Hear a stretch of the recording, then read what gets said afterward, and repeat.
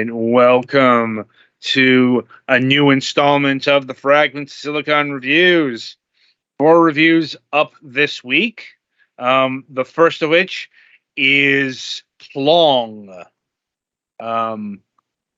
So PLONG is a brick-breaking arcade roguelike, with each run providing a new combination of abilities and upgrades, making every playthrough a unique challenge.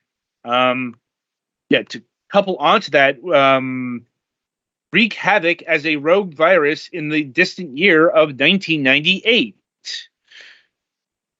Nothing else. We get very, very weird games on this program. Oh yeah. Because, I guess that is the fun / scariness of the indie scene, especially as deep into the indie scene as we are. Because, where else are you going to get a combination like this? Nowhere's the answer, because mainstream game developers haven't made brick breakers since the 80s, maybe the 90s. Hell, even today, brick breakers are fairly uncommon. Though of course, the indie scene does follow trends, as we see here, because, oh, hey, look, another indie title with rogue elements. Haven't seen that a million times before. Anyway, so with that in mind, PLONG is this strange concoction of roguelike and, breakout, where, and I guess according to the marketing points, you are the computer virus. I guess that sort of comes across with the whole desktop interface aesthetic, and the glitches that might kill epileptic people. Yeah, that's a thing. It's but it's still Pong at the end of the day. That being said, it's how do I put this? Advanced Pong? Or no, rather it's it's more Breakout or Arkanoid than Pong. Because your task isn't to score against the other paddle, it's to break. I was gonna say the only real difference between those is whether you're against another paddle or obstacles. Yeah, in this case, you've got to break bricks, and in this scenario, the proper bricks are the pink ones. You got to break all of those in order to move on to the next stage. But this game throws some twists into the mix. I suppose the first of which is the positioning of paddles. Because this is it's less Arkanoid and more Kirby Block Ball. Anyone remembers that particular title? That is to say, the paddles are on all 4 walls. Aren't there higher levels of Arkanoid that do that? Maybe Arkanoid 2, but Arkanoid 1, no. I know I've seen other brick-breaking games that do that, at least.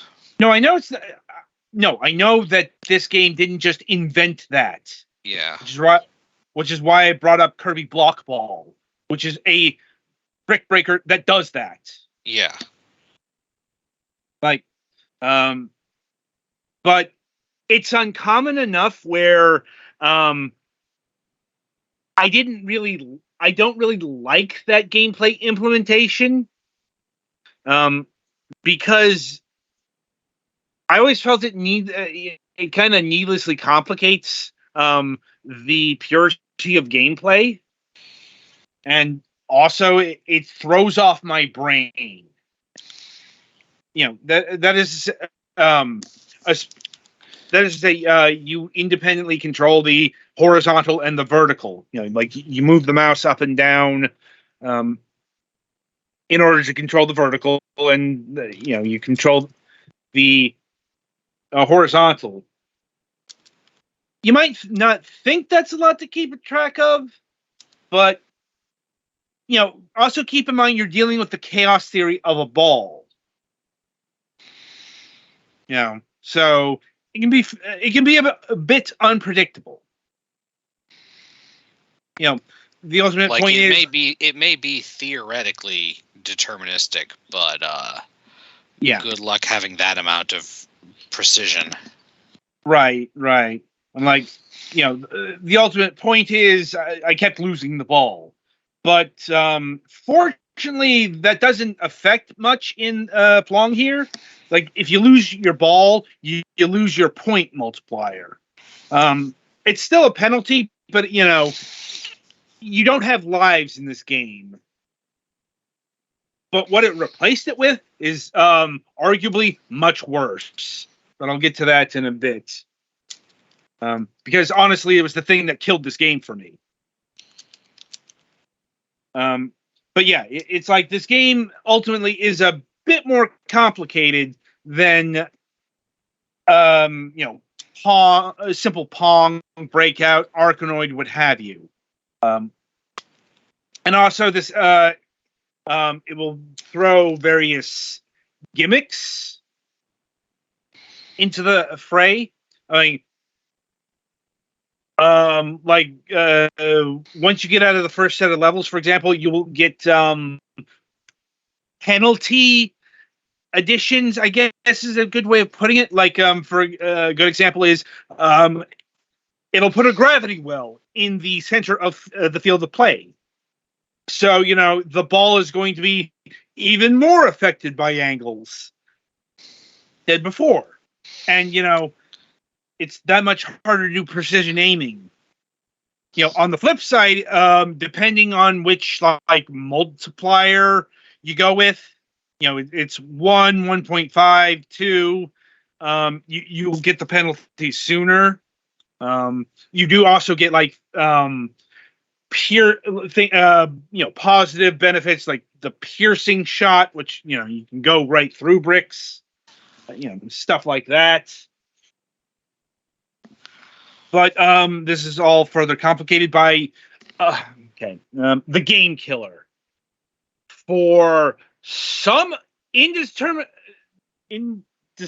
reason, some internal reason, they set this fucking game to a timer. No. Just no.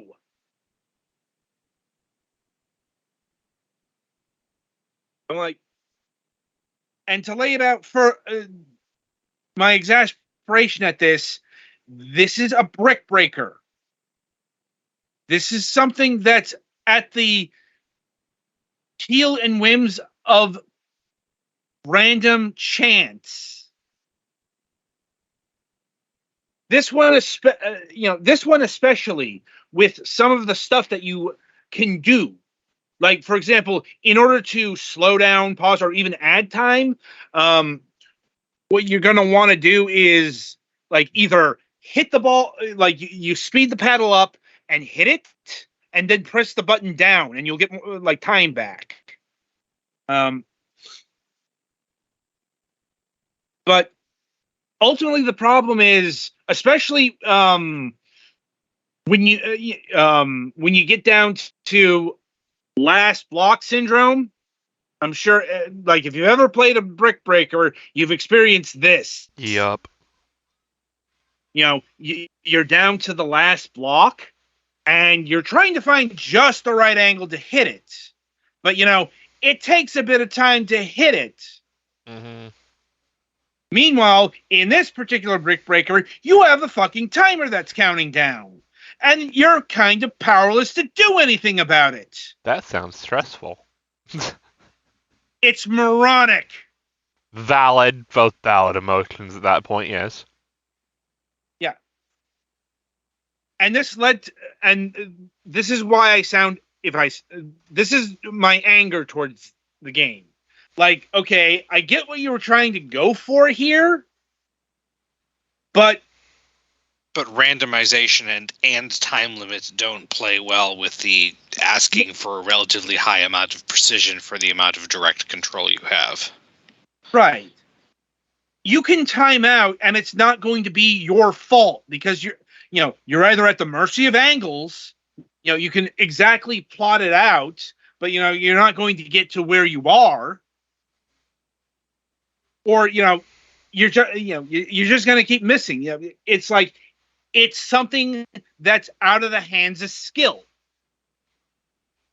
Like, there's a reason why brick breakers don't have fucking timers usually.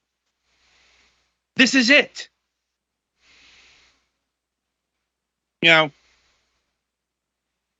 It's one thing to have like the levels randomized. That's fine and well enough.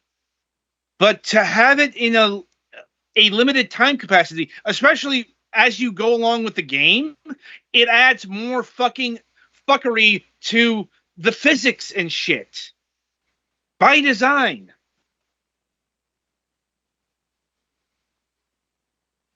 So no. Ultimately, I have to say, this was a nifty idea, a nifty combination, ruined by something that just on paper does not work.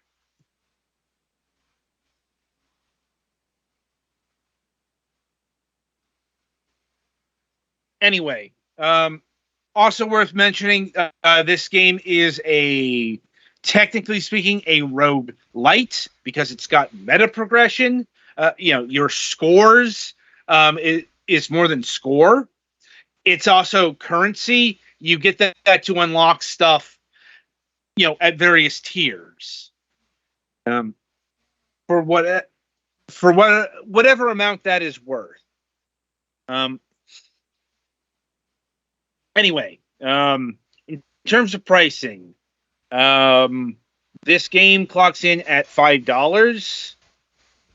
I'm like,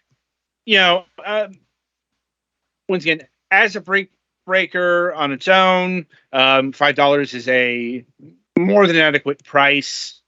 Is this one worth it? Maybe, if you're willing to put up with its quirks, and there are a lot of quirks. Yeah, I will mention there are some weirdness if you specifically have an LG monitor with their window manager software. I was having some really bad bugs where it kept throwing my mouse outside of the window area.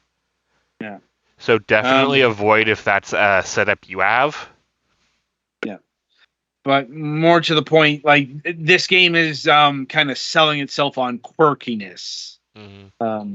It's not just hey, look at the genre mashup we created. It's also, the whole premise of that you're a rogue virus infecting a late 90s computer. Mm-hmm. I mean, that's kind of quirk personified right there. Yeah. Especially because they're literally calling back to, 1998. Yeah. Anyway, like I said, this could have been a good brick breaker, but I just keep coming back to the fact that they put a timer into it. Mm-hmm. If there was an option to remove the timer, it would be at least fine. Yes, but the fact that because, like, more often than not, that's kind of that was like the trade-off they went with. Instead of having lives, they put it on a timer. I would have honestly rather have had lives. That's valid. Yeah. Anyway, so anything further on Plong here? Not that I can think of. All right. So that'll about do it for this game. Be sure to tune in after the break as Petty Fan will be reviewing Duel Match Twilight Solitaire.